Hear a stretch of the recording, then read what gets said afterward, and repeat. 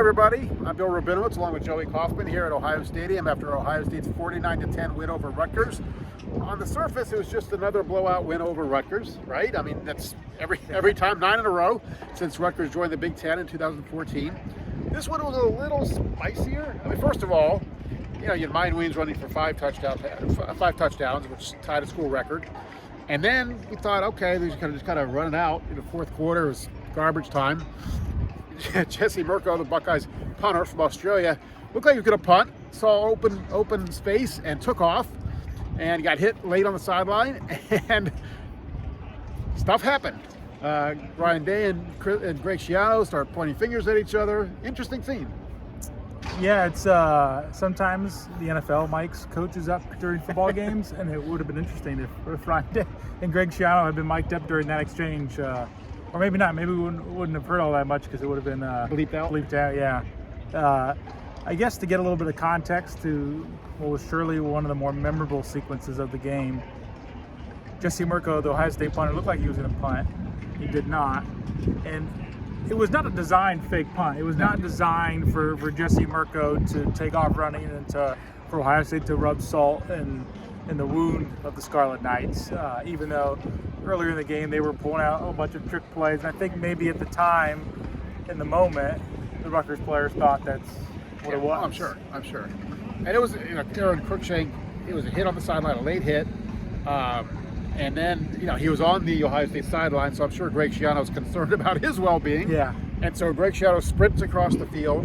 Which was fair, because as soon as that late hit comes, players are starting to players run into him, and it threatens to be hold to do, which makes sense why Greg Schiano would run 50 yards to the other sideline. Right. But then you see the finger pointing and probably words that can't be repeated and all that stuff. And I had a feeling that they would basically kiss and make up at the end of the game, which is what they did after the game ended. They met at midfield. They talked for a little bit. Seemed to be very kind of cheerful or pleasant. And Greg Schiano put his arm on Ryan Day's shoulder and vice versa. I mean, no hard feelings, I'm sure. At the heat of the moment, that happens. But in a 49-10 game, you're looking for a little drama. Yeah. I mean, these two coaches coached together. I mean, right. Greg Schiano was on staff at Ohio State for 2 years with Ryan Day, and Ryan Day got to be the acting head coach in 2018. Greg Schiano was not. I don't know, you were there. I didn't cover the team at the time, but maybe explain a little bit of the... When Urban Meyer was suspended in 2018, Gene Smith tapped Ryan Day to be the acting head coach instead of Schiano or Kevin Wilson, which was a bit of a surprise.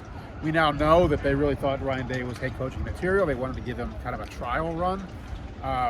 And Greg Schiano was in charge of the defense. That year, the defense really struggled. And so they parted ways after that. Greg Schiano, who we thought was going to get the Tennessee job, ends up, after a convoluted process, returning to Rutgers, which he first rebuilt, a generation ago. But they say they remain friends. Stuff happens in coaching, you move on. So I don't think there's any hard feelings between them. They consider each other friends, I think. But in the heat of the moment, this is what happens. You're going to defend your players. You're going to certainly make sure your player's safe. And Ryan Day, took exception to the fact that Greg Schiano's pointing at him.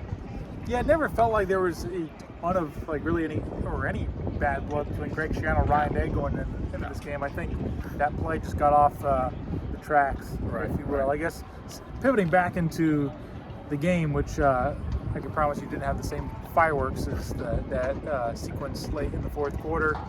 It was a bit of an odd game for Ohio State. C.J. Stroud just threw for 154 yards, which is a career low for him. It was a day where they ran the ball largely with Mine Williams. Travion Henderson was out, so it was very much the Mine Williams show, and ran for 5 touchdowns, like you said. But it didn't feel like you had this Ohio State offense who could just go up and down the field with the passing game. I mean, that explosiveness that we saw against Wisconsin, where they just have these 10, 20-yard chunk pass plays, it didn't really happen today. Right. I mean, Rutgers has a very good run defense. Now, statistically, they hadn't really played anybody, and Ohio State did kind of expose that. But you're right. I mean, and Ryan Day talked about it, that the Rutgers was just not going to give up those big plays. I don't think Ohio State went deep, over the top at all. Not successfully. They tried to. Well, yeah, the one time C.J. Stroud tried to, he threw into 3 or 4 defenders, and he got intercepted first pass of the second half. And you start to think, well, it was 28-7 at that point. It was a 3 touchdown lead. Yeah, 27. And think, well, it's not going to be a big deal. It really was. It was 28-10. And actually, we should talk about the defense, because the defense, again, played very well. The only touchdown came after Emeka Egbuka fumbled the punt after a 3-and-out on Rutgers' first possession. Then they completed a fade pass on Denzel Burke, whose struggles continue, unfortunately, for Ohio State. But after that, the only points Rutgers scored was a field goal. And so Zach Harrison had a forced fumble on a turnover, and also a tip ball that Steele Chambers intercepted. So he had a big game. Rutgers really didn't do a whole lot on offense. Yeah, Steele Chambers was what Tommy Eichenberg did last week against Wisconsin, double-digit tackles all over the place. Steele Chambers did that this week, where it felt like he was making play after play on the edge. It was really impressive to watch. Yeah, he's really fast. And I thought Ronnie Hickman a couple times really flashed as well. He had a big hit on the quarterback on a blitz, and then there was one play where he and Chambers, again, a wide play, and one strung it out, the other finished it. Just kind of textbook football. So the defense is playing at a very high level. Now, again, Rutgers is certainly no offensive powerhouse, but you look at who the Big Ten's going to be playing, at least until Penn State. You got Michigan State next week, and, they're struggling, and Iowa is. There's no, I don't even know the words to really describe Iowa's offense right now.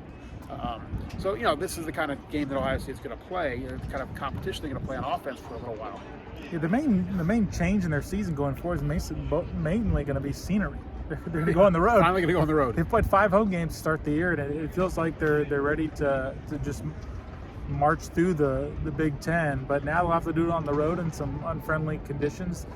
The Michigan State game felt like in August and early September, one of the bigger ones on the schedule. I think if you were to look at Ohio State's schedule in the preseason and circle which games would be the toughest, you would have circled Michigan State as one of them, just coming off the year they had to last year where they went to a New Year's Six bowl game. Well, they've lost. I think they lost today. We're doing this after interview, so I'm not sure whether Michigan State lost. They were losing. Either Michigan State lost their 3rd game in a row, or Michigan State mounted a furious late comeback at Maryland. And Bill's going to attempt to look it up on his phone, and we'll see how long I can drag out every word, which is proving to not be very long. But Michigan State will be the next game. And then they play. Then they have an idle week, and then Iowa. Michigan State did, in fact, lose to Maryland 27-13. So no historic comeback? No historic comeback. So anyway. They continue to miss Kenneth Walker. Yes. So that about wraps it up from here. Again, Ohio State 49, Rutgers 10. Thank you for watching.